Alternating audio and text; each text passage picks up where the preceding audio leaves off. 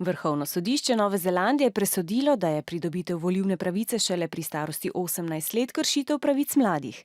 Pobudniki presoje so bili mladi aktivisti gibanja Make It 16, ki menijo, da se pri vprašanju volilne pravice v njihovi državi dogaja diskriminacija in kršitev temeljnih človekovih pravic. Pri odločitvah na ravni države, ki vplivajo tudi na njihovo življenje, namreč ne morejo sodelovati, čeprav že pri 16 sprejemajo pomembne življenjske odločitve in prevzemajo odgovornosti. Smejo voziti in zapustiti šolo ter delati polni delovni čas in torej plačujejo davke.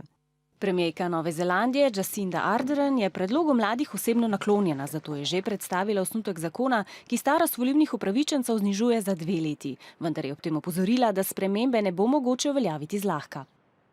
I personally support a decrease in the voting age, but it is not a matter simply for me or even the government. Any change in electoral law of this nature requires 75% of parliamentarian support. Njen glas je torej le eden izmed 120 v novozelandskem parlamentu.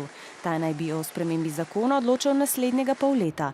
Mnenja ljudi pa so različna. And I think at that age they don't really have life experience enough to be making those decisions. Getting younger people more involved in politics is great because it seems like, the voter turnout always seems to be a, much older demographic and, could be some more interesting results, maybe. Avstrija je prva evropska država, ki je 16-letnikom dala pravico, da volijo.